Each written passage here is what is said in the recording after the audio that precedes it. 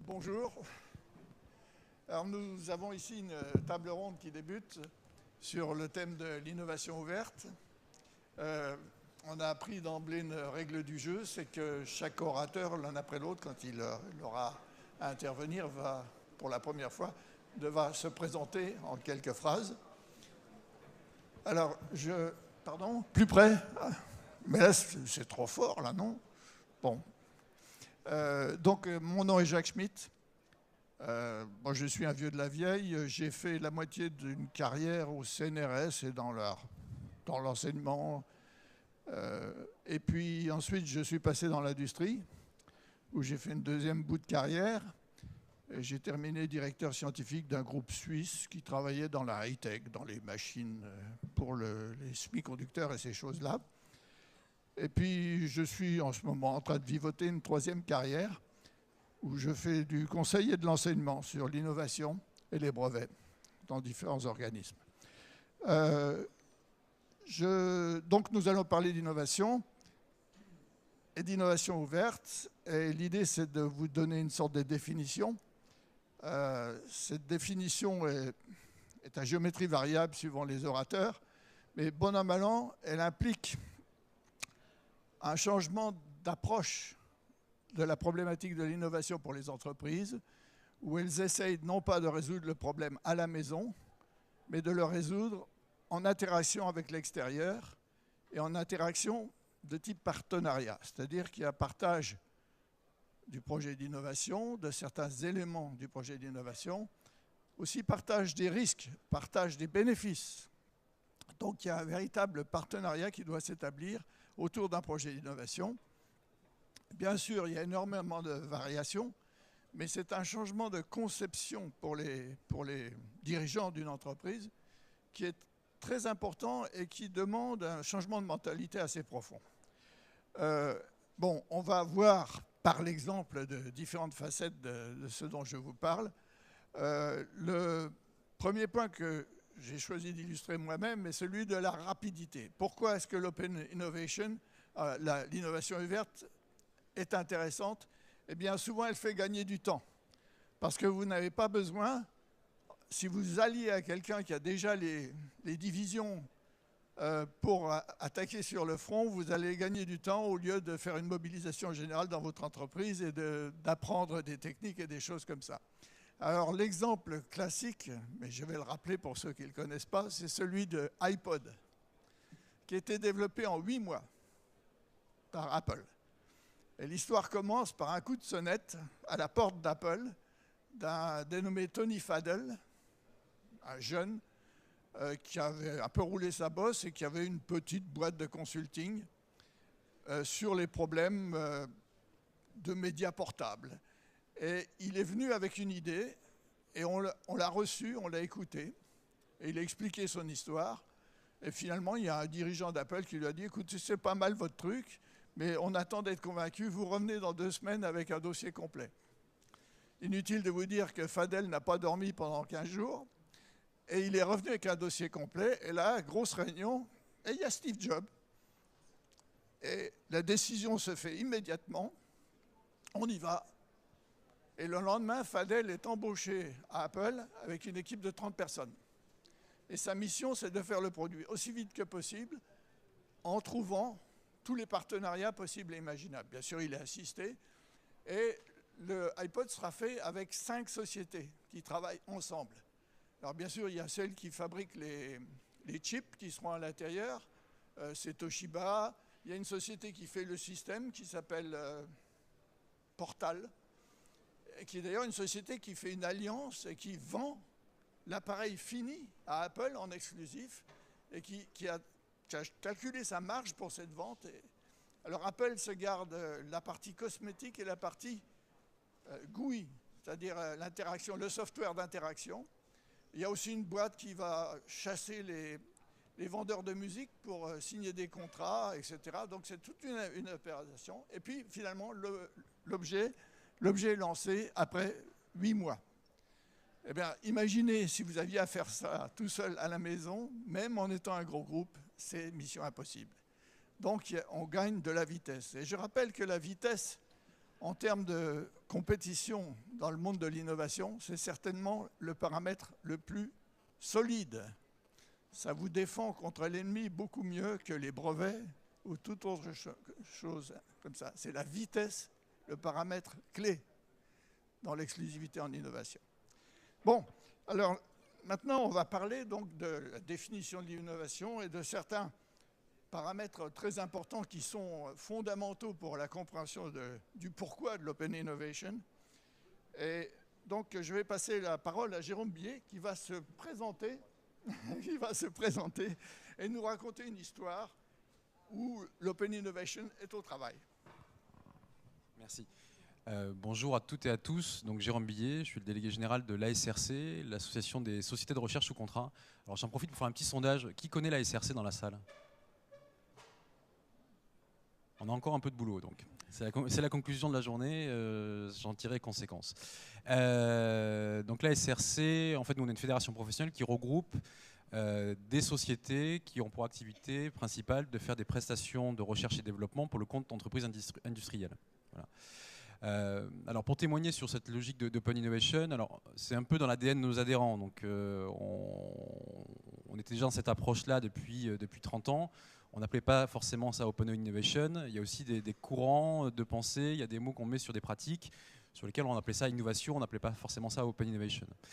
Je vais prendre un exemple assez récent justement de cette logique de complémentarité entre les acteurs, parce que c'est véritablement ça qui est au centre, c'est de dire finalement le fait qu'on soit plusieurs autour d'une table nous permet d'aller plus vite et de façon plus lointaine en termes d'exploitation d'une technologie. Donc il y a quelques années maintenant, Bertin Technologies, qui est un adhérent historique et une grosse SRC, avait développé une technologie qui permettait de broyer en fait, des échantillons biologiques issus des laboratoires. Cette technologie-là a donné lieu à un produit propre, même si ce n'est pas l'activité principale d'une SRC de commercialiser des produits propres, qui prenait le nom de Precelis. Bon, puis on va dire finalement c'était plutôt un marché de niche qui vivotait plus qu'autre chose. Et en parallèle, il y avait une entreprise qui s'appelle Groupe GC, qui est plutôt PME, qui était spécialisée, enfin qui l'est toujours, spécialisée dans la collecte des déchets hospitaliers. Et donc d'un côté, on avait Bertin Technologies avec sa technologie de broyage, et de l'autre côté, Groupe GC qui avait ce métier historique, secteur d'application, qui est la collecte des déchets hospitaliers. Ils sont aperçus qu'il y avait probablement moyen, ce qui n'était pas la pratique à ce moment-là, finalement de créer on ne va pas appeler ça des automates, mais en tout cas des machines sur site, donc dans les hôpitaux, qui permettaient finalement de banaliser les déchets hospitaliers. Donc ils ont associé une technologie de broyage qui était maîtrisée par Bertin Technologies, et également une technologie pour la banalisation qui est basée sur les micro-ondes et qui était maîtrisée par une autre SRC qui s'appelait MES Technologies, qui a aujourd'hui malheureusement disparu. Donc on a associé du broyage et une technologie micro-ondes. Et finalement, ils sont arrivés à quelque chose sur site qui prend l'objet d'une grosse boîte quand même, c'est pas une toute petite boîte, où on réduit le volume de 80% et également la masse des déchets hospitaliers. Donc c'est-à-dire qu'on retrouve avec des déchets beaucoup moins volumineux. Et d'autre part, on n'est plus forcément sur la collecte classique des déchets. Je vais chercher une petite boîte, je la mets dans le camion et après ça part sur un site d'exploitation. Non, là ça se passe finalement concrètement chez les hôpitaux. Alors ça permet pour Bertin Technologies finalement d'avoir associé deux technologies qu'ils maîtrisaient au service d'une PME. Et cette PME, pour elle, la conséquence, c'est que concrètement, ça va être un changement de modèle économique. Le business model va être changé parce qu'ils faisaient essentiellement de la collecte. Donc là, ils vont continuer à faire de la collecte, mais ils ne vont pas collecter forcément la même chose. Et donc, c'est une approche aussi différente. À Veolia, concrètement, qui a aussi une activité de collecte de déchets hospitaliers, c'est notre façon de faire et notre façon de répondre à un besoin et à un usage. Et peut-être qu'à terme, en tout cas c'est à l'étude, il y aura d'autres applications qui sont aujourd'hui étudiées, voir quels sont d'autres marchés de niche qui pourraient également avoir besoin de cette technologie-là, en tout cas de ce couple de technologies. C'est aujourd'hui l'enjeu. Donc là, on a bien vu que c'était l'idée de valoriser des choses qui paraissaient un peu sur étagère et de l'amener vers un autre secteur d'application et créer des nouveaux usages, des nouveaux modèles économiques. Merci. Je vais confier à Albert Mège maintenant la mission de vous parler d'une autre paramètre qui est très important dans l'importance de l'innovation ouverte. C'est en fait, on va parler du bassin de savoir et de savoir-faire extérieur. Bonjour à tous, donc je suis Albert Meige. En 2 mots, j'ai 10 ans d'expérience en R&D et en management de l'innovation et en business développement. Et j'ai notamment coécrit le livre A Guide to Open Innovation and Crowdsourcing, donc c'est un sujet que je connais un petit peu. Et j'ai fondé en 2008 une société qui s'appelle Présence, qui est un spécialiste de l'Open Innovation en Europe. Donc on est une jeune entreprise et en pleine croissance, on fait 300% de croissance tous les ans depuis. Alors l'approche que je voulais prendre pour parler d'Open Innovation, ça part du constat suivant. Il y a des dizaines de millions, enfin il y a plus de 10 millions de chercheurs et d'ingénieurs dans le monde. Il y a 4,5 millions de publications scientifiques qui sont publiées tous les ans. Il y a 1 million de brevets qui sont déposés tous les ans.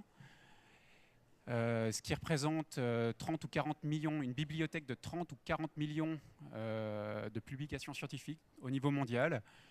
Ce qui représente aussi une quinzaine de millions de brevets existants. Donc il y a une pression scientifique et technologique qui n'a jamais été atteinte auparavant. Et ceci suit une croissance exponentielle. Et qu'est-ce que ça veut dire tout ça? Ça veut dire que quand on est une entreprise, on ne peut pas maîtriser toutes ces connaissances. Et par ailleurs, quand on a une problématique, quand on est face à une problématique ou à un besoin technologique, il est extrêmement probable qu'il y ait quelque part dans le monde une start-up ou un laboratoire qui a la réponse ou la solution à cette problématique. Et donc l'Open Innovation, c'est ça. C'est quand on est une entreprise, se dire on ne va pas chercher à réinventer la roue, à mettre des ressources sur réinventer cette roue, mais plutôt identifier les bons partenaires ou les bonnes technologies pour aller plus vite. Donc l'Open Innovation, ça veut dire externaliser une partie du risque, et en particulier pour gagner du temps. Alors la question ensuite qui va se poser, c'est quand on sait qu'il y a les millions dont j'ai parlé juste avant, comment est-ce qu'on fait pour identifier le bon partenaire? Comment est-ce qu'on fait pour identifier la bonne technologie? En particulier quand ces technologies sont développées pour des domaines applicatifs qui ne sont pas le core business de l'entreprise. Comment fait-on pour aller chercher en dehors de son entreprise et surtout en dehors de son core business? Et on en parlera un petit peu plus tout à l'heure. Merci Albert. Alors là, je vais passer la parole à Monsieur Blanc. Il marche aussi celui-là? Oui, je pense. Il marche? Oui, il marche. Très bien. Donc, bonjour à tous et à toutes. Je me présente, je m'appelle Grégory Bloquel. Donc, je travaille au sein du groupe PSA Peugeot Citroën, à la direction de la recherche et de l'innovation, où je suis plus particulièrement en charge en fait de l'animation de la politique Open Innovation pour le groupe. Et je vais essayer de vous parler un petit peu de ce qu'on appelle la chaîne de valeur entre guillemets pour un grand groupe industriel comme le nôtre. Quand on regarde en fait l'histoire de l'industrie automobile, en fait depuis très très longtemps, on collabore et on travaille avec des partenaires à l'extérieur de l'entreprise. Il est fini le temps où on faisait une voiture nous-mêmes de A à Z, où on faisait tout le moteur. Si on regarde les innovations qu'on a pu apporter, on va prendre des filtres à particules, on va prendre d'autres éléments. Ils ont été possibles qu'à partir du moment où on a pu améliorer les moteurs en travaillant avec des partenaires extérieurs. Donc on est un peu pionnier au-delà de ça. Et comme il s'était dit tout à l'heure, c'est que on voit apparaître aujourd'hui le terme Open Innovation, mais ça ne veut pas dire que les entreprises avant n'avaient pas une posture d'ouverture vers l'extérieur. Par contre, ce qu'on voit comme un groupe pour le nôtre, où aujourd'hui on est dans une stratégie de montée en gamme, de recherche de coups d'avance pour être capable de se différencier par rapport à la concurrence, c'est qu'on a besoin d'aller plus loin par rapport aux partenariats qu'on avait pu nouer avec les différents acteurs. On a besoin d'aller plus loin sur la chaîne de valeur à 2 endroits principaux. Le premier, très très en amont. On travaille efficacement avec des gens qui sont un petit peu comme nous, avec des partenaires industriels du monde automobile. Je vais prendre juste un terme, le terme habitacle et le terme habitation. C'est quasiment la même racine. Si on veut être capable de développer des innovations et des sujets un peu innovants pour nos voitures, pourquoi ne pas aller rencontrer les gens qui développent des technologies pour l'habitation ? La Fédération du Bois, d'autres éléments. C'est des gens avec qui aujourd'hui on travaille pour être capable d'aller plus loin sur cette chaîne de valeur et aller plus loin en termes de partenariat. Et après, je vais aller à l'autre bout de la chaîne. Je vais aller sur la partie aval. Nos clients, les gens qui ne sont pas aujourd'hui nos clients, sont des gens qui contribuent fortement, quelque part, au développement d'innovation pour nos produits. Typiquement, la marque Citroën a pu mettre en place des challenges collaboratifs qu'on trouve sur Internet, où on pose la question à des gens sur Internet sur, par exemple, comment imaginez-vous passer votre temps dans la voiture? C'est une forme d'innovation ouverte, quelque part. On vient chercher, on vient essayer d'avoir des idées de l'extérieur de l'entreprise. Vous n'imaginez pas les idées qu'on a pu avoir. Je ne vais pas toutes vous les donner, mais je vous en donner une. Je pense que plusieurs personnes dans la salle ont des enfants. Les enfants qui sont à l'arrière de la voiture, ils ont tous envie de conduire la voiture comme papa ou comme maman. Pourquoi ne pas développer un jeu? On a tout dans la voiture pour être capable de le faire. On a des caméras en face avant du véhicule. Pourquoi pas imaginer un jeu sur les places arrière où les enfants sont capables de faire comme papa, doubler les voitures ou ainsi de suite. Ce n'est pas forcément une innovation qu'on va développer, mais c'est des pistes de réflexion qui sont formidables, qui montrent aujourd'hui, en termes d'ouverture, en allant plus loin en amont et en aval, on est capable de développer des sujets un peu innovants. Voilà une petite illustration pour l'industrie automobile. Bonjour, Nicolas Maréchal-Abraham de Veolia Environnement. Je fais partie du département recherche et innovation et ingénierie de l'innovation. Je travaille pour Veolia Environnement depuis 2007, où j'ai rejoint le groupe via sa business unit Veolia Water Japon, où j'ai passé quelques temps. Voilà donc l'innovation ouverte chez Veolia présente une opportunité qui est tout à fait intéressante. Le groupe est confronté depuis, disons, une vingtaine d'années à un certain nombre de facteurs externes. Le premier, c'est que le Veolia Environnement connaît une forte croissance à l'international, notamment en Chine, en Inde plus récemment, et donc se retrouve avec des clients nouveaux qui ont des problématiques qui leur sont spécifiques, qui sont très différentes des problématiques que l'on avait habituellement sur nos marchés historiques. Et nous devons apporter à ces clients des réponses qui leur sont satisfaisantes. D'autre part, depuis quelques années, Veolia connaît une pression croissante sur ses marchés historiques, où les modèles de business que l'on avait jusqu'à maintenant sont remis en question. Et on doit donc trouver de nouveaux positionnements, de nouvelles offres à proposer à nos clients sur nos marchés historiques. Et puis, il y a également un troisième facteur très important, c'est l'émergence de la vague Clean Tech qui est apparue au début des années 2000, dans la continuité de la vague Internet qui a déferlé juste à la fin des années 90. Donc, suite à l'éclatement de la bulle Internet, la Silicon Valley, en fait, a retrouvé un nouveau souffle avec le développement de technologies qui ont été portées par des startups dans le domaine de l'environnement. Donc tous ces différents facteurs poussent le groupe à se repositionner et à évoluer pour offrir de nouveaux services, comme je le disais tout à l'heure, à ses clients étrangers. Donc, pour être capable de s'adapter à des environnements réglementaires qui sont nouveaux et particuliers.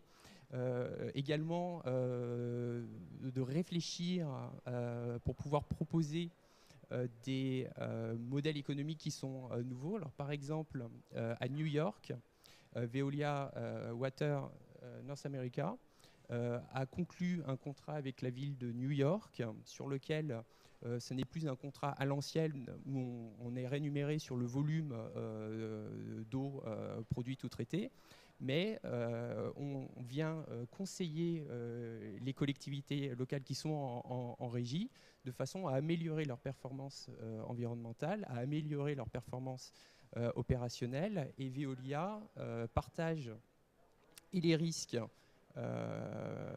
compris lorsque on développe par exemple de nouveaux procédés ou que l'on porte de nouveaux projets, et les bénéfices avec les collectivités locales. Donc ce sont des nouveaux business models qu'on essaye de construire, et l'Open Innovation nous aide beaucoup pour trouver de nouvelles solutions. Par ailleurs, ça nous permet également de rester à la pointe de la technologie dans le domaine de l'environnement, dont aujourd'hui les principaux axes sont d'un point de vue énergétique, donc tout ce qui est énergie renouvelable, efficacité énergétique, donc essayer d'abaisser la consommation d'énergie des différents procédés que l'on opère.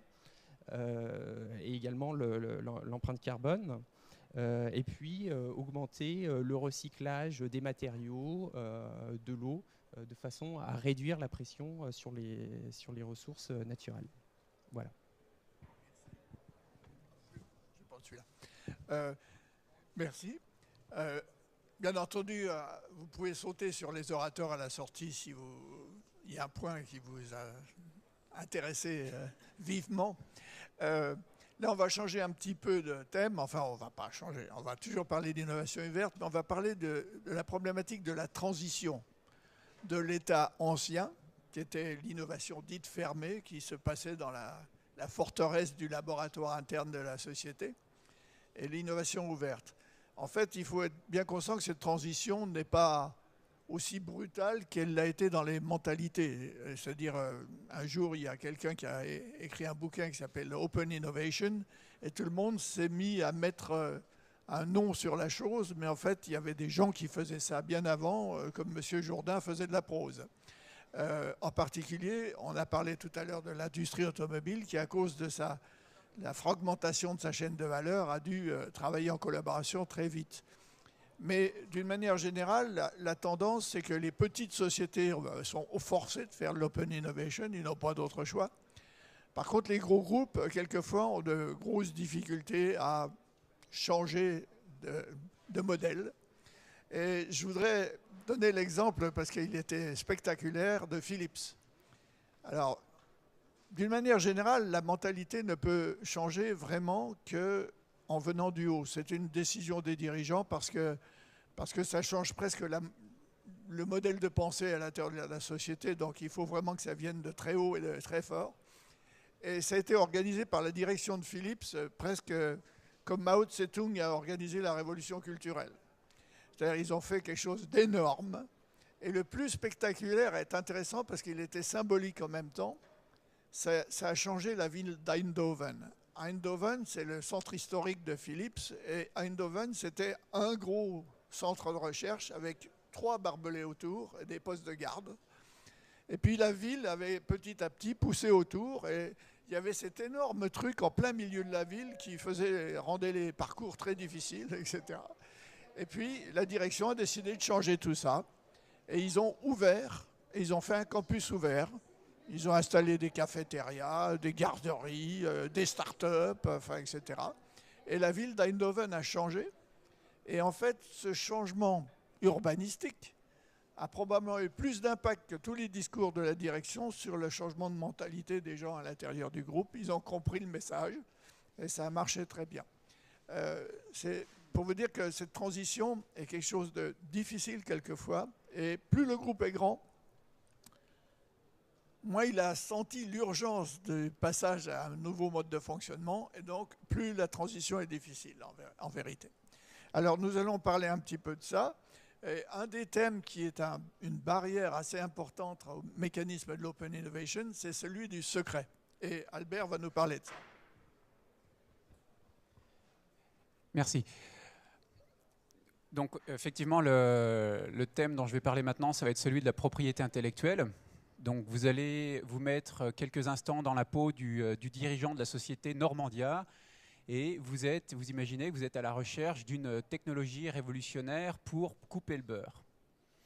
Bon, voilà, alors vous avez 2 possibilités. Soit vous mettez une équipe et vous cherchez cette technologie révolutionnaire, ou alors vous allez regarder ce qui se passe vers l'extérieur. Et là, fort heureusement pour vous, il y a une technologie qui s'appelle Buttercut.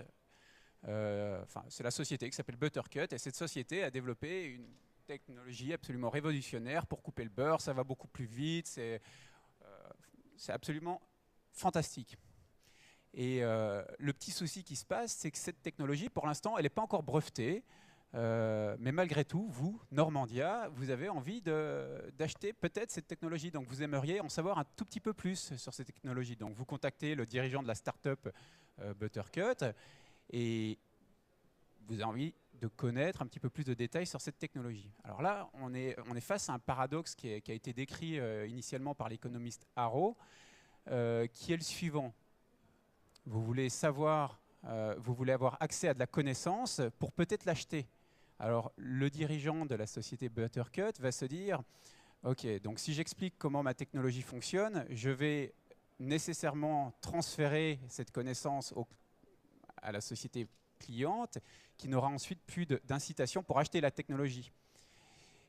Et on est face à ce paradoxe, bien entendu, quand la technologie n'est pas encore protégée, ce qui arrive extrêmement souvent pour des choses très amont. Et donc, la conclusion à laquelle je voulais arriver, c'est qu'il y a un outil juridique qui permet de surmonter ce challenge, c'est le fameux NDA, l'accord de confidentialité, je cherchais le terme en français. Alors, au-delà de tout le blabla juridique qu'il peut y avoir à l'intérieur, il est extrêmement important de décrire la technologie sur laquelle on va échanger pour pouvoir ensuite avancer dans une relation où le CEO de la startup Buttercut peut décrire sa technologie à la société Normandia qui par la suite pourra ou pas d'ailleurs acheter cette technologie et peut-être dans un second temps la protéger. Voilà, donc une problématique de l'open innovation, protéger open innovation. En fait, le message est le suivant. Open innovation, souvent on pense, ça ressemble un peu à open source, donc on est tous autour d'un feu en train de s'échanger des idées. Open innovation, c'est pas ça. C'est aller chercher à l'extérieur et tout ça est extrêmement cadré, notamment par des accords de confidentialité et autres. Voilà.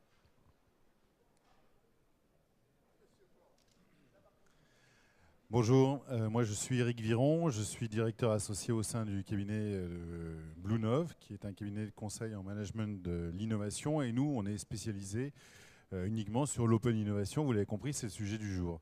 On a 25 consultants, on s'est créé en 2008 et on a réalisé depuis 2008 environ 120 projets pour 50 grands clients, enfin essentiellement du français internationaux, mais on travaille essentiellement pour des grands groupes du CAC 40. Voilà. Donc avant de commencer sur l'open innovation, je vais vous donner aussi ce que nous on entend par innovation. Une première définition qui pourrait faire l'objet déjà d'un débat. Nous on entend par une définition toute simple, une innovation pour nous c'est ce qui arrive dans la main du client. Avant ça reste un brevet, une idée ou un concept. C'est déjà pour poser le sujet nous tel qu'on voit l'innovation. Ensuite l'open innovation telle que nous, on la voit, elle repose sur deux pieds majeurs. La première, c'est de se dire, dans un environnement qui est contraint tant sur les ressources que sur les moyens, les entreprises aujourd'hui n'ont pas d'autre choix que de faire de l'open innovation. Parce que finalement, on leur demande d'être plus innovantes, plus réactives, d'accélérer leur time to market. Et donc, elles n'ont d'autre choix que d'aller soit mieux mobiliser en interne l'intelligence collective de leurs collaborateurs. Et donc ça c'est le premier levier ou le premier pied sur lequel s'appuie l'open innovation, c'est la mobilisation de l'intelligence collective interne et de se dire que la R&D n'est pas seule détentrice de l'innovation. Bien sûr, l'innovation touche toutes les fonctions de l'entreprise. Et d'ailleurs, c'est une fonction qui est relativement récente dans les grands groupes, la direction de l'innovation. On la retrouve parfois dans la R&D, mais on la retrouve aussi dans la direction de la stratégie. On peut retrouver la direction de l'innovation dans la direction marketing ou des fonctions qui sont croisées entre les deux. Donc, c'est comment je suis capable de décloisonner les silos internes de l'entreprise et finalement accélérer ce processus collaboratif en interne. Évidemment, le deuxième levier que tout le monde connaît par la définition de l'open innovation même, c'est comment l'entreprise est capable d'aller mieux adresser son écosystème externe à travers des labos, des centres de recherche, des startups et des fournisseurs, voire même des partenaires. La petite histoire que je vais vous raconter, elle repose sur le premier levier, c'est comment finalement mobiliser son intelligence collective interne pour adresser les problématiques business importantes. Nous, parmi nos clients, on a un des leaders mondiaux de l'optique. Et donc, face à un retournement technologique et stratégique qui était très important pour ce client-là, il fallait trouver une solution très rapidement sur un enjeu où ils étaient en butée technologique. Donc la petite histoire, c'est de dire que on a mobilisé à travers le monde 3000 personnes, alors sans plateforme collaborative ni quoi que ce soit, mais 3000 personnes, pas uniquement des chercheurs bien sûr, c'est très important, mais aussi de la DSI, du marketing, enfin, toutes les fonctions de l'entreprise, du RH même, toutes les fonctions de l'entreprise qui pouvaient être impliquées dans la résolution de ce problème-là. Donc, comment ça s'est constitué ? On a lancé des appels à projets, des appels à résolution de problèmes par rapport à ce sujet-là. On a eu 500 personnes qui ont répondu. On a eu 300 idées disruptives qui ont été sélectionnées, 300 idées incrémentales qui ont été recueillies également, mais qui n'ont pas été sélectionnées. Sur les 300 idées disruptives, on a travaillé en agrégation d'idées et on a sélectionné 60 personnes à travers le monde pour venir travailler en France. On a fait 10 workshops et à la fin, c'est 5 dépôts de brevets. La petite histoire, c'est qu'en 3-5 mois, effectivement, on est arrivé à résoudre ce problème qui était stratégique pour ce client international et à travers justement une mobilisation de l'ensemble de l'entreprise. C'est ça qui est intéressant.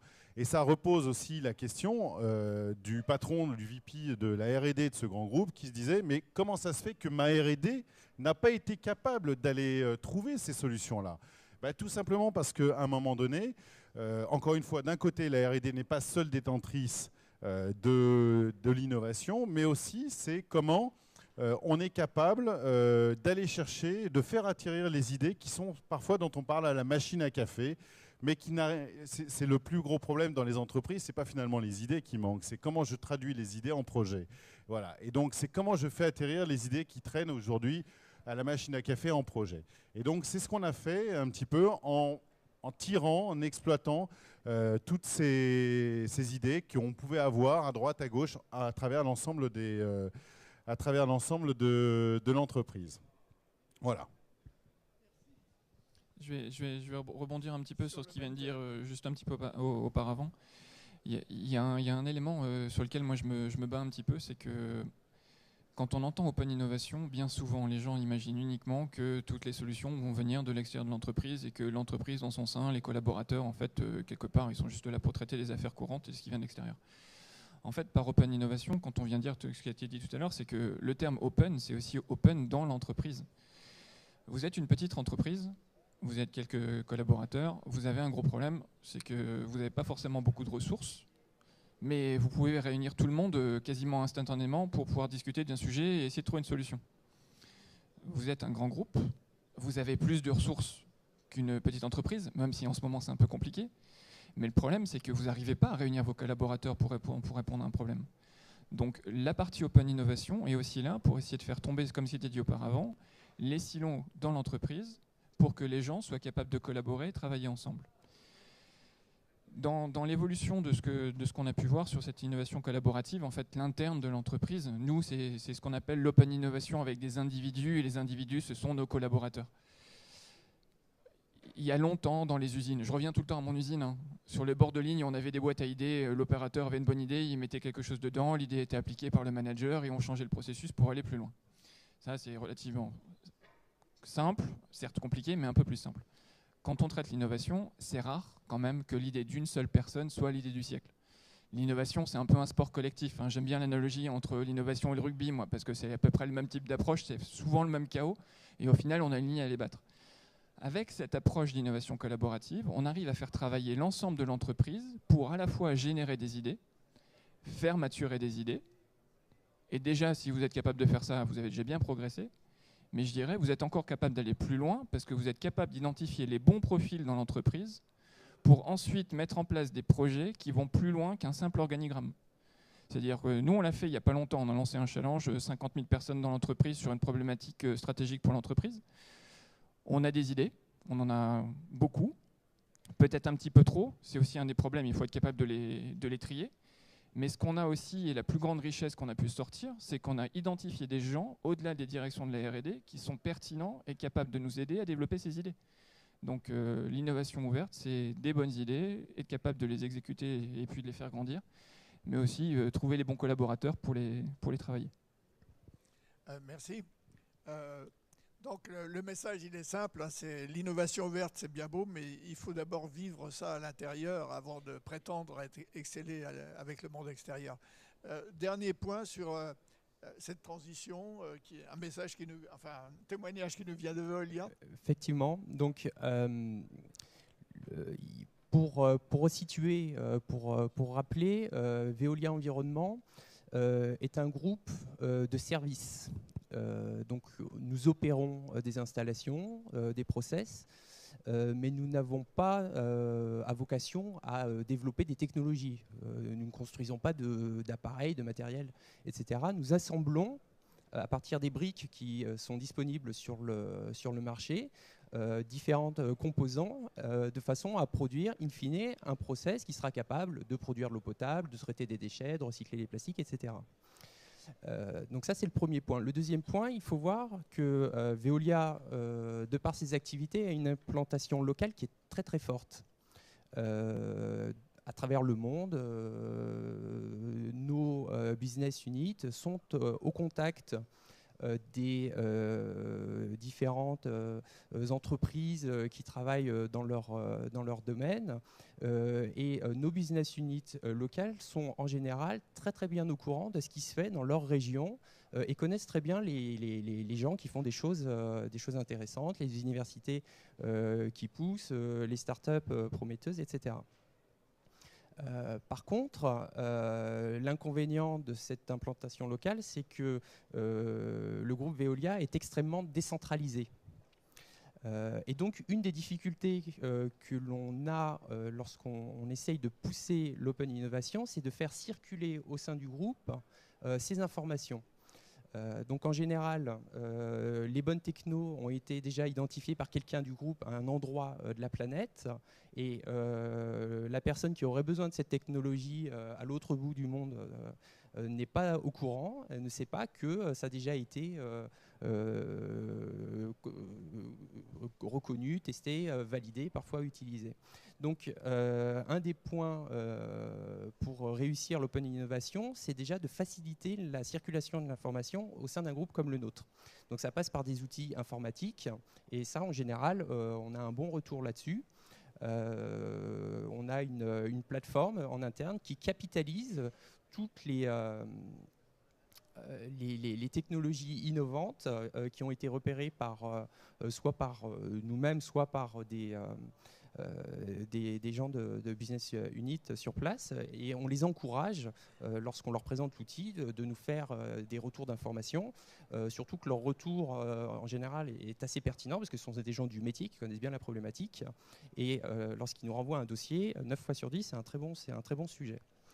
Le deuxième point, pour réussir ce changement de mentalité, c'est de faire de la pédagogie auprès des chercheurs. On a eu une réaction assez épidermique au sein de la R&D de Veolia lorsqu'on leur a parlé des projets d'open innovation qu'on voulait faire, qu'on voulait développer. C'était effectivement qu'ils se retrouvent sans boulot, qu'on externalise tout en dehors du groupe, et puis qu'eux, finalement, ne servent plus à rien, ou juste à faire du support technique pour l'opérationnel, et que toute la valeur ajoutée qu'ils pouvaient avoir, finalement, disparaisse. Alors ça, c'est faux, en fait. Il faut bien voir qu'on a besoin d'experts pour valider, évaluer et valider ces technologies. On a besoin de savoir-faire.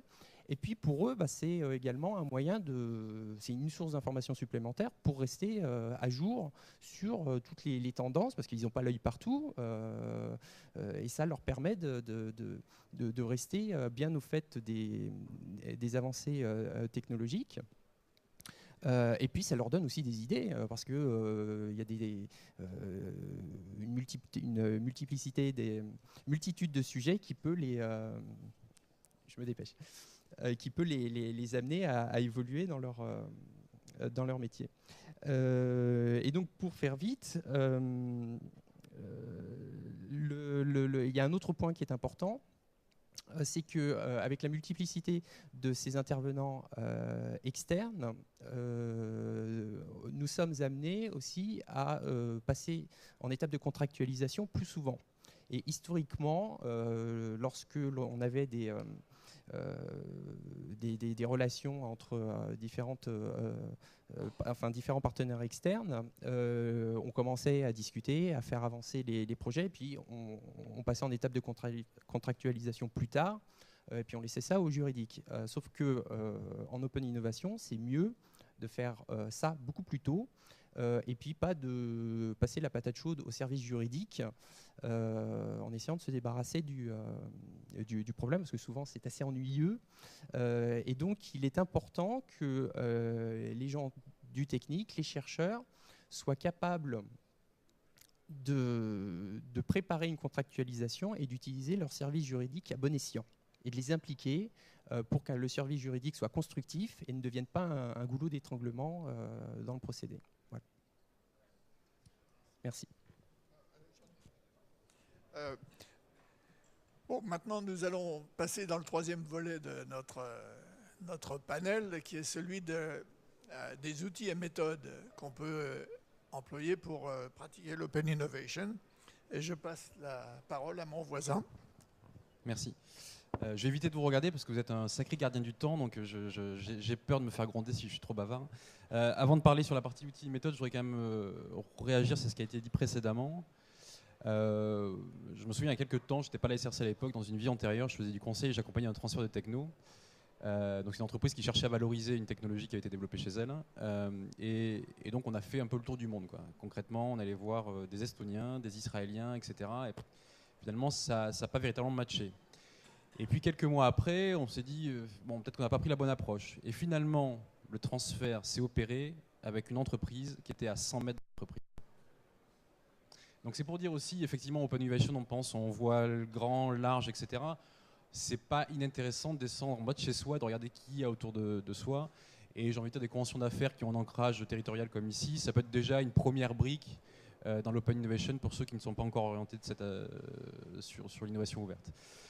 Et d'autre part, quand on parle d'open innovation, et là je vais peut-être faire grincer les dents mes collègues de grands groupes, c'est que on a quand même une difficulté, nous, au niveau des SRC, donc des sociétés de recherche sous contrat. La première, c'est que tous les contrats sont confidentiels. On va dire, c'est normal. Ce qui l'est un peu moins, finalement, c'est qu'on a le sentiment que nos clients, avec qui on a fait du co-développement, aient un peu honte de dire qu'il y a des choses qui n'ont pas été développées chez eux. Ce qui veut dire qu'il y a des projets qu'on retrouve sur étagère chez certains de nos clients. On a contribué grandement au succès de ces objets-là ou de ces technologies-là. Personne n'est au courant de qui a véritablement travaillé sur le projet. Donc égoïstement, au niveau de la tête de réseau, qui est l'association des structures de recherche contrat, c'est une vraie problématique. Donc on peut bien comprendre qu'il y a une logique de confidentialité pendant la durée du projet. Une fois que c'est commercialisé, qu'on parle véritablement d'innovation, je pense que le degré d'ouverture doit également être là. Parce que finalement, chez nous, c'est un peu le concept IKEA. Hein. C'est-à-dire que nos adhérents, qui sont des laboratoires de recherche privés, puisqu'ils prennent la forme de PME ou d'ETI, et qui sont là pour accompagner les industriels dans beaucoup de secteurs d'activité, que ce soit l'agroalimentaire, l'énergie, la défense, le nucléaire, etc. Concrètement, on apporte des planches, des boulons, l'assemblage finalement de tout ça, qui est l'assemblage de briques technologiques qui constitue véritablement l'innovation à un moment donné, une fois que c'est commercialisé, elle est plutôt côté client. Donc, pour rebondir sur ce qui a été dit précédemment, si on n'a plus de chercheurs ou d'ingénieurs avec lesquels on peut avoir une interface, il y aura obligatoirement un échec. Tout comme une condition sine qua non, et ça c'est le premier du job de nos adhérents, c'est finalement au préalable, avant d'apporter une solution technologique, c'est redéfinir avec le client quelle est la problématique. Parce qu'on a beau développer les plus belles technologies du monde, si derrière ne répond pas à la véritable problématique, on est complètement à côté de la plaque, quoi. Alors nous, en termes de positionnement, on est finalement au carrefour des organismes publics de recherche et des problématiques d'industriels. Donc typiquement, on intervient entre un TRL 3-4 vers un TRL 8. Je ne sais pas si c'est une notion qui est connue par tous, donc c'est le degré de maturité d'une technologie. avec en parallèle, et ça pour nous c'est fondamental, ce qu'on appelle le MRL. Il y a beaucoup d'échelles, hein, vous voyez. Le MRL, qui est la logique, c'est finalement comment je vais fabriquer, et qui est le degré de maturité de la technologie en termes de fabrication. Donc on prend les deux en considération, parce que si vous faites une technologie qui coûte trop cher à fabriquer, obligatoirement, encore une fois, on sera à côté de la plaque. Donc tout ça, c'est des choses qui sont véritablement importantes pour nous et qui démontrent bien ce positionnement un peu singulier dans le paysage entre les organismes publics de recherche et les problématiques industrielles. Et bien entendu, nous, on a l'obligation d'avoir une capacité à absorber ce qui ressort de la recherche publique. Et encore une fois, on n'a pas l'idée de développer des choses qui ont déjà été développées dans le passé. Et donc la forme des collaborations qu'on mène avec les industriels, c'est assez varié. C'est-à-dire que ça va être une relation de prestataire, donc véritablement de la recherche bilatérale sous contrat, donc qui est véritablement bordée d'un point de vue juridique. Ça peut être une forme qui est un peu plus lâche, mais pour lequel il y a quand même un bordage juridique également. Ça va être les projets collaboratifs type FUI, ANR, projets européens, etc. Et puis d'autre part, ça peut être des formules un peu différentes. C'est souvent ce qu'on applique pour des startups qui n'ont pas forcément réussi la levée de fonds qu'ils souhaitaient faire initialement. Donc il y a forcément une problématique pour nous qui est la solvabilité du client. Quand même, c'est pas anodin. Et donc finalement, il y a un deal qui s'opère entre OK, on va développer pour vous la technologie parce que vous n'êtes pas capable de le faire aujourd'hui, vous n'avez pas les ressources et pas forcément les compétences. En contrepartie, une fois que c'est commercialisé, on prendra quand même un pourcentage des ventes. Donc on va dire c'est une logique gagnant-gagnant. Et il y a aussi une autre approche, mais sur laquelle on n'est pas forcément encore au top. Clairement, c'est la logique de licensing. C'est-à-dire des choses que nous développons et que finalement nous allons commercialiser sous forme de licence. On est un peu moins à l'aise dans nos baskets parce que finalement, encore une fois, la problématique doit venir côté client. Et on n'est pas les meilleurs pour définir les problématiques de nos clients. Pour les co-définir avec eux, oui. Pour les définir pour eux, non. Voilà. Donc c'est encore une fois se poser la question quand on fait appel à un prestataire, en l'occurrence comme des SRC ou un organisme public de recherche, c'est est-ce que j'aurai une capacité à absorber ce qu'ils vont me dire et ce qu'ils vont me proposer, ce qu'ils vont me donner, me livrer et d'autre part, est-ce que cette activité-là que finalement je fais à l'extérieur, est-ce que ça doit être considéré comme un actif stratégique ou non? Si c'est un actif stratégique, c'est-à-dire que normalement vous êtes dans l'obligation de devoir le maîtriser. Et donc en l'occurrence, ça paraît parfois compliqué de véritablement dans une logique d'ouverture. Parce qu'il ne faut pas faire non plus l'apologie toujours de tout ouvert. Hein. Il y a des choix qui se font. Et ça, c'est véritablement la vision du dirigeant et prendre en considération quels sont les actifs stratégiques que j'ai aujourd'hui et ceux dont j'ai besoin demain. Voilà, en quelques mots.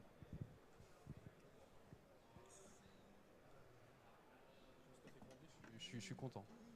Si, presque. J'étais bavard, mince. Oui, donc je reprends la parole. Même chose, donc de l'importance d'aller détecter des partenaires innovants, c'est déjà faire le constat en interne que l'entreprise, le grand groupe, je ne sais pas si vous m'entendez bien, que le grand groupe n'est pas seul détenteur des technologies et de sa capacité à innover. Donc ça, c'est déjà faire ce premier constat. Malgré les entreprises ont des centres de recherche et d'innovation, mais effectivement, elles ne doivent pas s'interdire de la capacité à aller capter de l'innovation à l'extérieur, auprès de start-up, de labos, de centres de recherche, etc., ou de jeunes entreprises innovantes. Nous chez BlueNov, on a construit une offre qui s'appelle une offre Blue Connect. Hein, voilà. On a à force, au bout de 4 ans, on a une base installée de 2000 startups à travers le monde. Et on répond à la demande de nos clients, encore une fois, souvent des grands groupes, pour les aider à sourcer, à faire du scouting, hein, quelque part, à sourcer de la jeune entreprise innovante. Alors comment ça se concrétise concrètement? C'est un fichier Excel au départ avec 500 ou 600 startups à travers le monde que nous, on aura détecté en fonction de la maturité technologique, mais aussi de leur capacité à collaborer. Ce qui n'est pas évident parce qu'on a souvent en fait, le problème qui est d'un côté les grands groupes qui ne sont pas armés pour travailler avec des startups. Et ça, c'est le plus grand problème d'un processus collaboratif avec une startup, c'est que c'est le temps. La notion de temps n'est pas la même pour un grand groupe que pour une startup. En 6 mois, votre startup, elle est morte si vous n'avez pas su créer les processus collaboratifs pour je dirais, mettre l'innovation au cœur de l'entreprise.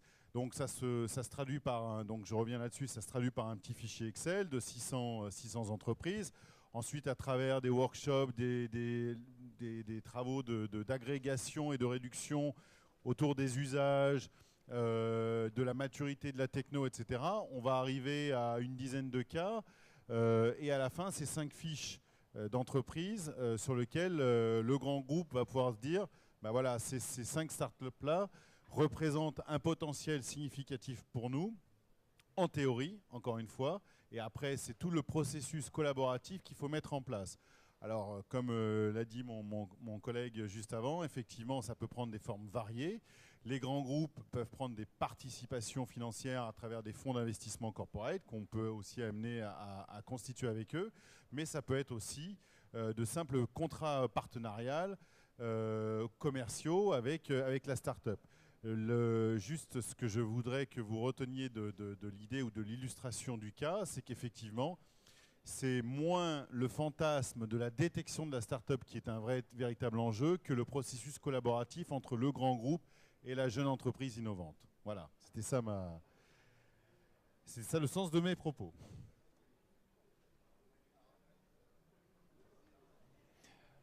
Oui, donc je vais rebondir sur ce que disait Nicolas tout à l'heure sur la capitalisation de l'information et ce que vient de dire Eric sur l'identification de partenaires potentiels. Et également sur la question que j'ai posée lors de ma première intervention, comment est-ce qu'on fait pour identifier l'expert ou le partenaire ou la technologie qui a été développée à l'autre bout du monde et en particulier qui a été développée pour une application qui ne touche pas à votre core business. Donc l'identification n'est pas triviale. Il ne s'agit pas uniquement de faire une recherche sur Google et d'identifier cette technologie ou ce partenaire. Et pour illustrer un petit peu ça, comment est-ce qu'on fait pour identifier le fil à couper la terre qui a été développé pour des applications pour fabriquer des briques, pour l'exemple que je donnais tout à l'heure pour le beurre, et plus sérieusement, comment est-ce que j'identifie la technologie qui a été développée pour de l'impression jet d'encre, alors que aujourd'hui je fabrique des fers à repasser et j'ai besoin de cette technologie.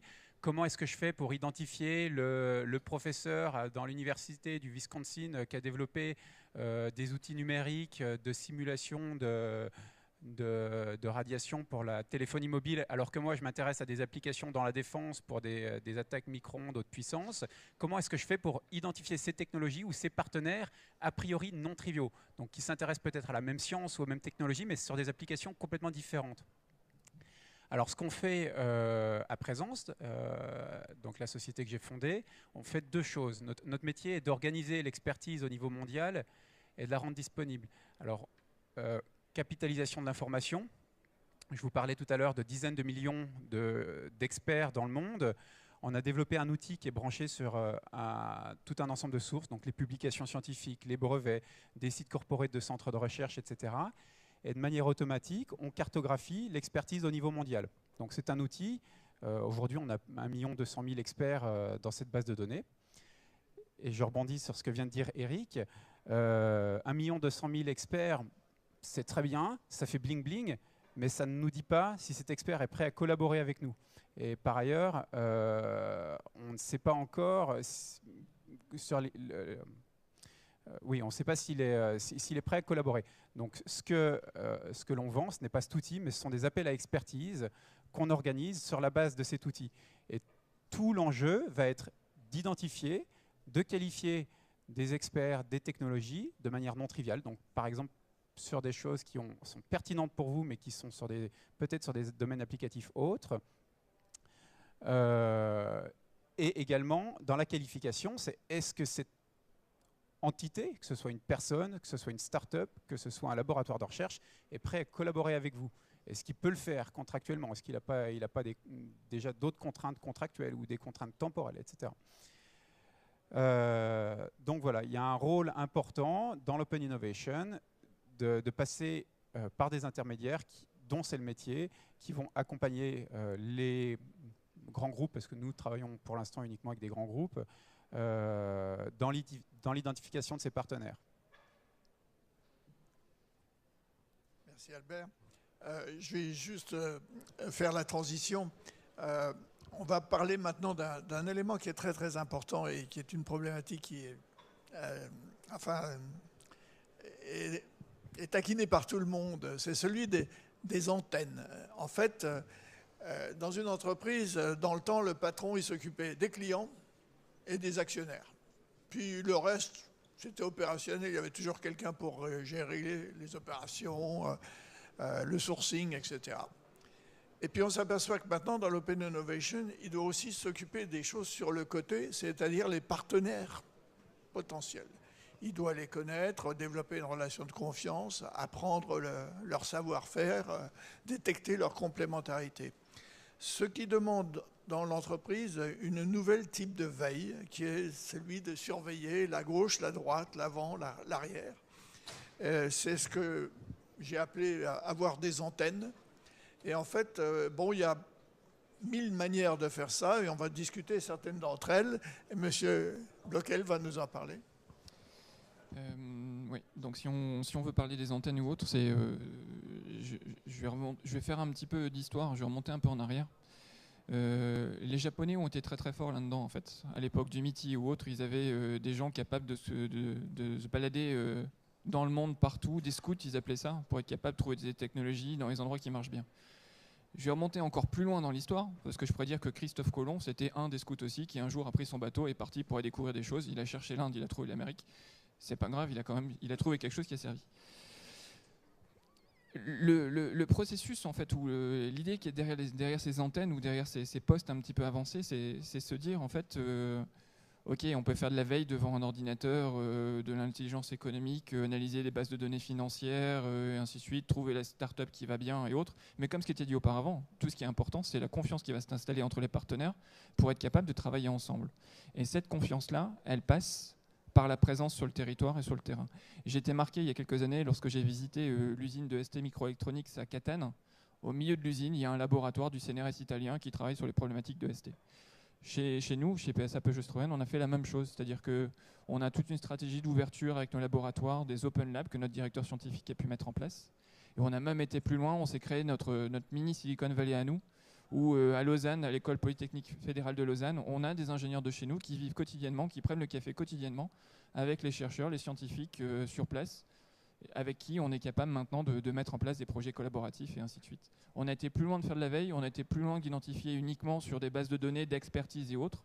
On vit au quotidien avec des gens qui nous apportent des projets, parce qu'on a certes des gens très intelligents chez nous, mais on serait stupide de penser que ceux qui sont à l'extérieur sont plus bêtes que nous. Donc il faut être présent et il faut collaborer avec eux et travailler sur le terrain. Qui veut rajouter quelque chose sur les antennes ? Qui veut parler d'autres méthodes ? Qui veut développer le thème du scout ? Parce que les gens ne connaissent pas les scouts. Alors les scouts, je peux le dire parce que j'en ai connu et j'ai été moi-même scout à une époque. En fait, ce sont des gens en général seniors dans les entreprises et à qui on donne la mission qui est, par exemple, au Japon, est très honorifique. Dans un groupe japonais, être scout est quelque chose d'honorifique et qui en plus se double d'une faculté de pouvoir aller à 2-3 conférences internationales tous les ans, ce qui est assez sympathique. Donc ces gens-là baroutent dans le monde, visitent des endroits, visitent des conférences, rencontrent des gens dans les conférences, et puis se baladent aussi à l'intérieur de l'entreprise. Et ils font aussi du scouting à l'intérieur. Et puis ils font régulièrement... ils passent des conseils, ils disent « Oh, j'ai rencontré ce gars-là, vous devriez examiner ce qu'il fait, etc. » Et c'est une fonction qui est très honorifique dans les groupes japonais. Elle n'est pas très pratiquée ou d'une manière informelle. Et je voudrais simplement rappeler une chose, c'est qu'un bon scout n'est pas nécessairement un scientifique. Ça peut être un gars du marketing, ça peut être un vendeur qui fréquente les grandes foires et qui voit ce qui se passe dans les stands d'à côté. Donc, il y a beaucoup de gens qui peuvent faire cette fonction. Mais ce qui est très important, c'est qu'ils aient la connaissance de l'intérieur de leur organisation pour savoir trouver la bonne oreille au moment où ils ont une information importante. C'est un système qui marche bien et qui est fondé sur l'humain. Donc, ça marche mieux que les organigrammes. C'est effectif. C'est vrai, la partie humaine, et en fait, on revient encore une fois à tout ce qui a été dit tout à l'heure, c'est que l'une des grosses problématiques, ça va être l'absorption par l'entreprise. Donc ces personnes-là qui ont cette fonction de scouting, d'aller chercher des technologies à l'extérieur, doivent parfaitement connaître les problématiques de l'entreprise, doivent avoir un très très bon réseau dans l'entreprise, parce qu'en fait, l'entreprise n'est pas forcément prête à écouter les idées qui viennent de l'extérieur. On connaît tous le syndrome du messager, on a envoyé quelqu'un quelque part, il n'a rien trouvé, voilà, il n'a pas fait son boulot, il a trouvé quelque chose, il revient, ça ne correspond pas à ce que voulait l'entreprise, on trouve plein de raisons pour dire que ce qu'il a ramené, c'est pas bon. Hein. Donc la relation du réseau, la partie humaine et la connaissance profonde de l'entreprise est importante. Il y avait une étude qui avait été faite, BMW a mis pas mal de choses en place dans la Silicon Valley sur ces éléments-là, et il y a une étude assez intéressante sur l'équilibre en fait, des compétences et des profils pour les scouts, entre des gens qui connaissent parfaitement le réseau local, ce sont des gens de la Silicon Valley, des gens qui en connaissent très très bien la culture de l'entreprise, ce sont des expatriés de longue durée, assez seniors, ayant une vision transversale de l'entreprise. Et après, une petite population intermédiaire qui est comment donnons confiance au reste de l'entreprise, de cette antenne perdue au fin fond du monde, qui pour certaines personnes sûrement chez BMW passe son temps à aller faire du surf, c'est d'aller envoyer des gens du corporate sur place sur des projets un peu en push pour que la relation de confiance s'installe. Et cette notion de confiance, on l'a trouvée entre l'entreprise et l'extérieur, et on la retrouve de la même façon entre l'intérieur de l'entreprise et ses différents organes de l'entreprise, parce qu'encore une fois, l'innovation, c'est un sport collectif où on doit tous jouer dans le même sens. Merci. J'ai essayé de garder quelques minutes pour des questions. Mais avant, alors vous réfléchissez tous aux questions que vous allez poser. Et juste avant, je vais signaler un truc dont on n'a pas parlé, mais qui est celui des clusters d'innovation ouverte. Bon, l'archétype, c'est Silicon Valley. Il s'avère que, bien entendu, on peut tout organiser, obliger les gens à regarder sur Internet, etc. Mais la vérité, c'est que ça se fait d'une manière naturelle quand on a une masse critique de gens qui travaillent sur des sujets qui peuvent être interagissants dans le même endroit. Et j'ai travaillé moi-même dans Silicon Valley et j'ai apporté à ma boîte de l'époque 2 innovations.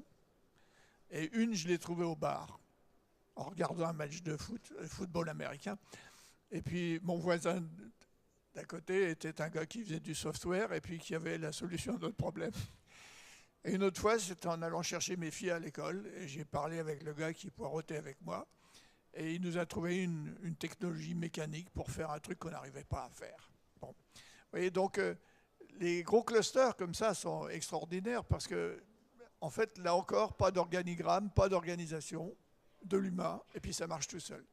Alors bien entendu, quand vous êtes une société isolée dans un endroit un peu paumé, ce qui était le cas de ma société quand j'étais en Suisse, on est obligé de faire de gros efforts pour compenser cette chose qui vient naturellement. Et vous avez vu sans doute que toutes les régions économiques essayent de fabriquer chez elles quelque chose qui soit un peu un cluster.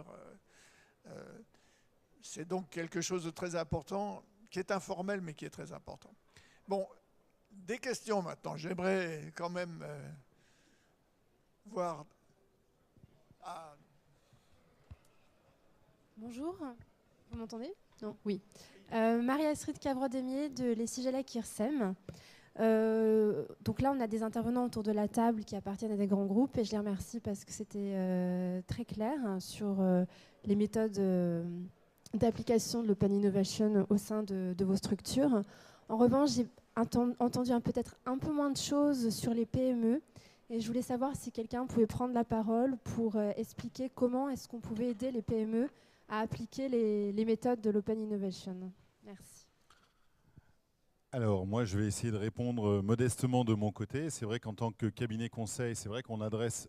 c'est vrai que c'est plutôt les grands groupes qui, à l'origine, ont été intéressés dès le départ à l'Open Innovation, mais de plus en plus, puisque ça a été évoqué, les pôles de compétitivité, les technopoles, les incubateurs, les accélérateurs, les pépinières d'entreprises, ont en charge, à travers des financements européens, français, etc., régionaux, la capacité d'aller aider, accompagner les PME. Alors nous, on commence à travailler avec les PME, ce n'est pas notre cible de départ, comme d'ailleurs les collectivités publiques. On vient de gagner un appel à projet sur la stratégie Open Data pour la région PACA, là, par exemple. Mais on vient de gagner également, en début d'année, on a gagné un appel d'offres qui était lancé par la Technopole de Laval pour faire la première formation à l'échelle européenne, puisque c'était Technopole de Laval, mais dans le cadre d'un projet européen, pour la formation des PME à l'Open Innovation. Et donc, effectivement, on a 10 participants qui sont des entreprises, alors on va dire entre 50 et 900 salariés, donc ça reste à la fois des grosses entreprises et puis et des entreprises de taille moyenne. Mais donc effectivement, on commence à approcher, c'est un tissu économique qui commence à approcher le problématique de l'open innovation, parce qu'elles sont, comme les grands groupes, contraintes par les moyens et les ressources, hein, exactement de la même façon. Voilà, donc effectivement, ça commence. Bonjour, Xavier Duterte, projet Biplane. Je voulais répondre en partie à la question que mademoiselle avait posée. En fait, nous, on est une start-up sur un projet collaboratif. Et en fait, il y a beaucoup d'outils qui existent sur les PME pour aider à faire des projets collaboratifs, donc en open, un peu open innovation. En particulier les CCI, l'INPI aussi, qui est juste là. Les deux organismes proposent des pré-diagnostics, que ce soit propriété intellectuelle ou intelligence économique, ou aident énormément sur la recherche de contacts. Les CCI ont EEN pour chercher des partenaires européens. Il faut bien sûr se rapprocher de l'incubateur régional. Et puis, il y a vraiment beaucoup de dispositifs qui existent, qui sont certainement qui font partie, entre autres, pour les CCI, d'une mission de service public, et qui sont vraiment très réactifs à la fois dans un réseau local, régional, et dans un réseau un peu plus européen. Donc il y a vraiment des choses qu'on peut aller chercher, et ils ont des phases de pré-diagnostic qui sont très très intéressantes. Je crois pouvoir dire que monsieur a parfaitement raison. On m'entend là? Allô? Oui. Monsieur a parfaitement raison. Il faut bien se dire que les PME, les petites boîtes, n'ont pas d'autre choix que l'innovation ouverte. Donc il n'y a pas besoin de les aider à vouloir le faire. Ce qui leur manque, c'est les outils. Les outils juridiques au niveau des contrats, des outils par exemple au niveau de quand et comment prendre un brevet. Là ils ont besoin d'aide. Parce qu'ils n'ont pas une structure juridique énorme à l'intérieur de leur société, ça les plomberait trop. Mais il est vrai qu'il y a plein d'organismes qui en général sont subventionnés, qui assurent cette assistance. Et bien entendu, il faut développer son réseau. Quand on est une start-up, il faut immédiatement développer son réseau avec ces acteurs-là qui peuvent assister au moment où on a besoin d'un coup de main technique sur la procédure. Juste rajouter un point. Vous avez dit que les startups, les PME étaient câblées Open Innovation. Je mettrais quand même une limite par rapport à ça. C'est effectivement des startups sont câblées Open Innovation par la force des choses parce qu'ils sont dans des technos de plus en plus complexes, donc il y a des croisements de paradigmes, etc. En revanche, il y a certaines PME qui sont sur un business un peu plus traditionnel où il y a la technologie un peu ancienne, etc. Là, on parle même plus d'Open Innovation, c'est leur mettre le pied à l'étrier en matière d'innovation, quoi. Tout court. C'est là où l'enjeu, c'est plus de dire, finalement, de faire une distinction entre innovation et Open Innovation, c'est de dire, vous devez être dans une démarche d'innovation. C'est pour ça qu'on s'attache beaucoup au vocabulaire Open Innovation, c'est la démarche d'innovation et se dire que parmi toutes les façons d'innover, il y a une logique qui consiste à être très ouvert et de voir qu'est-ce que je peux récupérer dans l'écosystème, qui est un peu le terme à la mode, un peu politique, mais bon, qui est une vérité. Donc voilà, c'est pour ça que je voulais juste rajouter ça en disant il y a déjà des PME qu'il faut leur mettre le pied à l'étrier en matière d'innovation et que dans l'innovation, on retrouve l'open innovation en termes d'approche et d'état d'esprit, quoi. D'autres questions?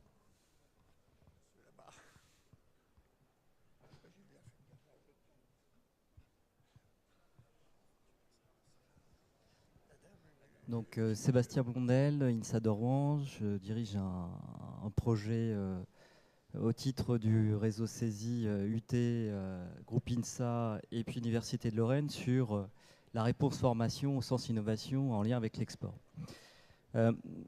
Moi, alors je suis issu moi-même d'une PME par mon passé, donc je pense quand même qu'il y a un élément qui, concernant les PME, est déterminant, c'est le chef d'entreprise et la place qu'il peut laisser à ses collaborateurs et la manière dont il a été lui-même formaté au travers de son cursus et son parcours scolaire quant à l'ouverture et à l'écoute qu'il peut avoir auprès de ses clients, auprès de son équipe technique, commerciale ou autre, suivant la topologie de l'entreprise.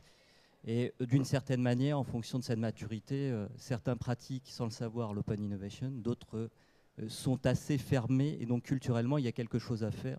Et ça passe par aussi l'essaimage au travers de jeunes formés à cette culture de l'open innovation pour faire évoluer et bouger un petit peu les lignes.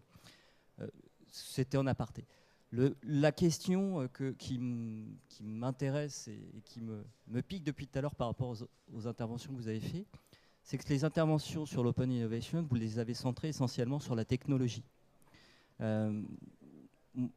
Or, quand on regarde un petit peu ce qui se passe en termes d'innovation, il y a un certain nombre d'innovations qui relèvent certes de la technologie, mais il y en a aussi dans d'autres domaines. Donc moi, j'aurais voulu avoir un témoignage ou un retour d'expérience sur la pratique de l'open innovation, sur d'autres domaines en lien avec que la technologie, si je puis dire. Et s'il y a un retour, un témoignage en la matière sur la manière dont ça a été pratiqué. Rapidement, alors il paraît. Moi, j'ai dit tout à l'heure que l'innovation, c'était surtout pas que la R&D.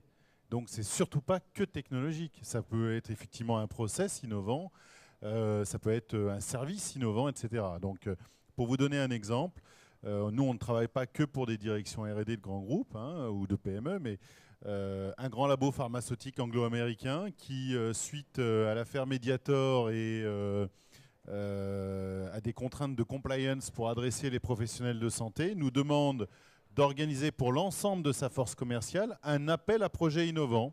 C'est-à-dire comment mieux travailler avec les professionnels de santé en mobilisant les 1000 collaborateurs de sa force commerciale au niveau européen.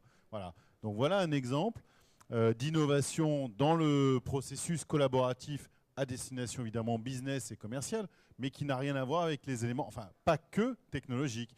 Parmi les 50 projets innovants qui ont été remontés au niveau corporate, il y en a 3 à 4 qui vont être sélectionnés, bien sûr. Et parmi ces 50, peut-être un seul est sur une base technologique. Voilà. Merci. Merci. Oui, c'est juste pour mentionner, chez Veolia Environnement, nous avons beaucoup de projets qui sont basés sur de nouveaux services qui peuvent être portés par une technologie. Je peux vous donner un exemple, puisqu'il est assez avancé, donc il n'y a plus trop de problèmes de confidentialité dessus, qui est pour Veolia Eau d'offrir un nouveau service aux clients, alors clients comme vous et moi, et puis les municipalités, qui est d'offrir un monitoring en temps réel sur la qualité de l'eau au travers du réseau. Donc pour ça, on a besoin de technologie, puisqu'il faut des capteurs qui soient à bas coût, basse consommation d'énergie, sans maintenance, blablabla, etc. Mais à côté de ça, ça nous permet d'offrir un nouveau service que la concurrence ne fait pas encore. Voilà, et donc d'avoir de nouveaux modèles de rémunération. Et j'ai un autre exemple pour lequel je ne peux pas trop entrer dans le détail, mais dans notre programme d'Open Innovation, on a une technologie qui nous a été apportée, qui permet de faire quelque chose qu'on ne pouvait pas faire jusqu'à maintenant. Et on est en train d'élaborer un nouveau business model, un nouveau service qu'on pourrait vendre aux collectivités basé sur cette technologie. Voilà.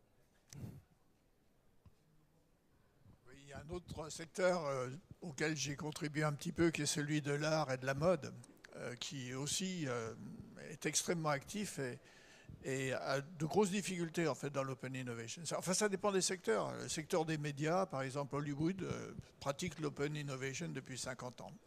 Donc ça dépend des secteurs. Mais et la problématique est un peu la même. Finalement, c'est de développer une relation de confiance et puis de se jeter à l'eau ensemble en partageant le risque. Bon, je vais être obligé d'arrêter ici la session. On a fait un peu de dépassement, mais c'était prévu. Donc on est à peu près dans les clous. Là, ça n'est pas la fin de l'histoire. Il nous reste un petit complément Nous avons ici une dame dont j'ai déjà oublié le nom, mais qui représente l'INPI et qui va nous parler d'un élément fondamental dans la problématique de l'Open Innovation, qui est la prise de brevet. Et de la mécanique, pas seulement de la prise de brevet, mais de la mécanique de gestion de l'invention avant même qu'elle soit née. Bonjour. Par contre, attendez, il y a certains d'entre nous qui sont obligés de partir en courant, et peut-être les autres aimeraient bien s'asseoir dans la salle. Bonjour, donc Raphaël Crumèche, responsable régional de l'INPI pour la Haute-Normandie. Je vais vous présenter, en fait, l'INPI a réalisé une étude sur ce qu'on appelle précisément l'innovation collaborative. Et je vais simplement vous présenter les recommandations qui figurent à la fin du document. Je suis à votre disposition si vous voulez avoir plus d'informations sur cette étude. J'ai raccourci un peu la présentation, l'idée étant d'être assez concret en fait sur toutes les personnes qui souhaitent s'engager dans ces processus. Donc il y a 7 recommandations. Juste avant, je voulais apporter ma petite réponse à Sébastien sur la question effectivement de l'innovation dans d'autres secteurs que la technologie. Il y a quelques points que je voulais faire en préalable. D'abord, l'idée en tant que telle, les concepts dont vous parliez, etc., effectivement, c'est là que réside le danger, c'est qu'elles sont de libre parcours, elles ne sont pas protégeables en tant que telles. Et donc, on a toujours beaucoup de mal à savoir à quel moment on pourra discuter, échanger sur un projet qui n'est pas finalisé ou abouti. Donc, effectivement, c'est la gestion de la confidentialité et du secret dont vous avez parlé qui est essentielle, et la prise de la preuve de date de création de l'invention, en fait, même si elle n'a pas été encore mise en œuvre, et donc elle ne peut pas être forcément brevetable. Ensuite, l'enjeu de l'innovation collaborative ou de l'open innovation, c'est quand même l'enjeu effectivement de l'intelligence économique, et vous l'avez cité, mais aussi de l'économie de la connaissance aujourd'hui, sur lequel, ma conviction personnelle, c'est que l'Europe a quand même une carte à jouer phénoménale dans ce secteur-là. Donc les enjeux de veille notamment, dont vous avez parlé aussi, faire de l'innovation sans faire de veille n'a pas de sens. Et c'est de ce processus-là que participe la démarche d'aller vers effectivement d'autres acteurs qui ont des compétences en lien avec la complexité croissante des technologies, mais aussi avec leur acception sociale. Et c'est là que je cherche un peu à répondre à un exemple, pour illustrer par l'exemple la question de Sébastien. C'est un des lauréats d'hier, des trophées INPI, Nutri7, qui fait de l'innovation du brevet, qui a contribué à la définition d'un standard pour la malnutrition, traiter la malnutrition des enfants dans les pays du Sud, et qui mène plus de 60 collaborations aujourd'hui, et y compris dans le secteur de l'anthropologie et de la sociologie. Donc je crois que sur ce volet-là, il y a effectivement une ouverture à imaginer et à penser dans ce processus. Excusez-moi. Voilà, donc je vais dérouler assez rapidement les recommandations issues de cette étude qui est publiée, à laquelle vous pouvez accéder sur le site internet de l'INPI. Il y a quand même des volets extrêmement universitaires sur la définition de l'open innovation, donc je ne vais pas revenir du tout sur ce volet-là. Donc les enjeux pour intégrer efficacement la propriété intellectuelle, parce qu'effectivement, on n'acceptera de se parler que si on sait de quoi chacun va parler, et ce qui est la propriété de l'un et de l'autre. Donc faire un état des lieux est quand même le préalable avant de pouvoir échanger le cas échéant. Donc il faut savoir pourquoi vous souhaitez effectivement travailler aussi avec l'extérieur, c'est-à-dire avoir une stratégie claire d'innovation collaborative. Donc là, en fait, c'est l'enquête qui a été menée dans cette étude, et vous voyez en fait le positionnement des différentes personnes interrogées. Donc le recours à l'innovation collaborative ou à l'open innovation peut avoir plusieurs motifs. Donc accéder à des compétences et des savoir-faire complémentaires, ce qui est relativement ancien, qui n'est pas vraiment nouveau, développer de nouveaux produits, de nouveaux marchés, éventuellement aller sur des marchés connexes qui ne sont pas le cœur de cible de l'entreprise, réduire le time to market, donc une certaine efficacité dans le processus d'innovation. Bien entendu, pour l'entreprise elle-même, valoriser votre savoir-faire interne, c'est-à-dire réussir à valoriser finalement l'activité de l'entreprise là dans l'autre sens, c'est-à-dire offreurs dans des secteurs dans lesquels ils ne sont pas le cœur de cible de l'entreprise, et puis bien entendu partager les coûts et les risques liés à la R&D. Donc quel est votre objectif quand vous voulez vous lancer dans un processus comme celui-ci? Il faut bien le définir. Ensuite, c'est la première recommandation. La deuxième recommandation, ce sont des données assez connues pour les personnes qui pratiquent la propriété intellectuelle, c'est de définir un modèle de valorisation de la propriété intellectuelle qui va être généré par le processus d'innovation collaborative. On voit de plus en plus en fait d'éco-entreprises, hein, notamment sur des projets issus des pôles de compétitivité qui fonctionnent. C'est pas une mince affaire, hein, je peux témoigner de ce type de dispositif puisque je vois ces personnes-là. Hein. Et puis on a typiquement, hein, on peut séparer ça de manière simplifiée sur deux types de modèles. Donc une exploitation non exclusive de l'innovation par les acteurs du consortium, éventuellement sur partiellement exclusif si on se répartit soit des territoires, soit des secteurs effectivement de marché, ou une exclusivité totale. Donc il faut bien réfléchir en cas de succès, parce qu'on se prépare rarement au succès, on n'aime pas l'échec en France, mais on se prépare rarement au succès, savoir comment, finalement, s'il y a une sortie positive, se mettre d'accord sur les grandes lignes et les grands principes de cette innovation, y compris en sortie du processus d'innovation collaborative. Donc, quel est votre objectif? Deuxième recommandation. Troisième recommandation. Voilà, alors ça, c'est le cœur de métier de l'INPI en région. Hein. C'est de faire prendre conscience à l'ensemble des acteurs que la propriété intellectuelle traverse le projet depuis la naissance de l'idée, hein, jusqu'à la fin de produit ou la fin de cycle d'innovation. Hein. Et donc, on voit bien ici dans les témoignages de l'étude qui a été réalisée que finalement, ce qu'on souhaiterait, nous, à l'INPI, c'est que la barre verte soit au maximum à peu près à tous les endroits. Or, c'est-à-dire l'implication en fait de la personne en charge de la propriété intellectuelle au sein de l'entreprise et éventuellement au sein du consortium, elle est essentiellement à ces stades, à ces étapes-là. Vous voyez donc sur la phase de l'établissement du contrat de collaboration de recherche, hein, la négociation contractuelle, sur la phase de recherche. Encore un peu dans la phase pilote, mais vous voyez que sur l'amont, il n'est pas très impliqué, hein, puisqu'il y a seulement 1/5 des répondants qui disent qu'effectivement, il est fortement impliqué sur les phases amont, alors que c'est là, effectivement, qu'il faut quand même être extrêmement prudent sur les échanges qu'on peut avoir pour mettre en place la stratégie d'innovation collaborative. Donc, impliquer des responsables de la propriété intellectuelle tout au long du processus. Ou des prestataires, bien entendu.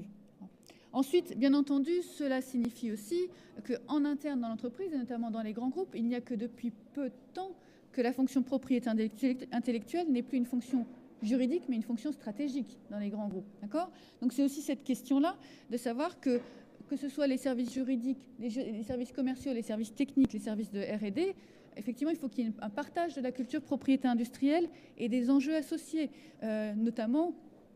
Quand on parle confidentialité, qu'est-ce que ça signifie, hein, quel est l'engagement qu'a pris l'entreprise? Auquel cas, est-ce qu'effectivement les salariés, les opérateurs de l'entreprise ont bien conscience de ce que l'entreprise a signé et quels sont les engagements que eux, en tant que salariés, employés, prennent par rapport à ces contrats-là? Et donc là, on voit bien que dans les équipes impliquées dans les projets d'innovation collaborative, peu moyennement formées, c'est quand même la majorité. Hein. Donc c'est vrai que nous, en fait, on a des programmes de formation, bien entendu dans le catalogue classique de l'INPI, mais aussi au niveau local, via le relais de Scénarii, on propose 2 cycles de formation, un sur l'émergence, hein, c'est-à-dire la PME et l'innovation technologique, et un deuxième cycle de formation de 3 jours sur la propriété intellectuelle et les partenariats, hein, où là on précise bien entendu l'ensemble de ces processus.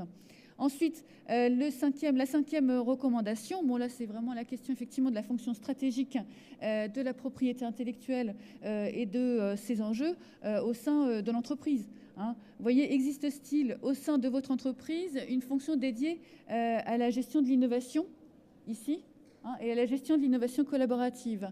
Donc vous voyez que là aussi, hein, cette fonction-là, pour l'instant, elle n'a pas encore toute sa légitimité, en particulier au sein des PME où c'est souvent le dirigeant de l'entreprise d'ailleurs, hein, qui est en charge de ces aspects-là. Éventuellement, il prend le brevet à son nom, ce qui n'est pas forcément la meilleure solution, on va dire ça. Donc là aussi, hein, il y a une prise de conscience au sein des entreprises de la notion de gouvernance et d'aspect stratégique de la propriété intellectuelle pour l'entreprise.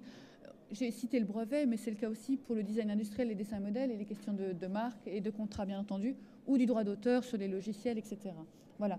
Ensuite, pour développer une culture commune, vous en avez beaucoup parlé, ça, hein, le fait qu'effectivement il y ait une relation de confiance, qu'au sein, effectivement, quand vous cherchez des partenaires, il faut que la personne qui éventuellement a la compétence que vous recherchez accepte de travailler avec vous et de contribuer finalement au projet innovant. Donc c'est un petit peu cette recommandation aussi, c'est de trouver un terrain, peut-être que vous avez la super méga start-up qui a les compétences, mais avec qui finalement ça n'accroche pas en termes interpersonnels et même en termes d'intérêt pour partir sur cette innovation-là. Auquel cas, bien entendu, il faut trouver un partenaire sur lequel il peut y avoir un mode concret de réalisation de la collaboration. Donc cette relation de confiance avec le partenaire qui est extrêmement importante, hein, et qui passe bien entendu par la voie contractuelle, parce qu'on ne peut se faire confiance qu'effectivement qu'une fois que les différents paliers, les différents milestones sont établis. Hein. Et puis bien entendu, hein, la dernière recommandation, hein, c'est utiliser la propriété intellectuelle comme un levier d'accélération de la collaboration.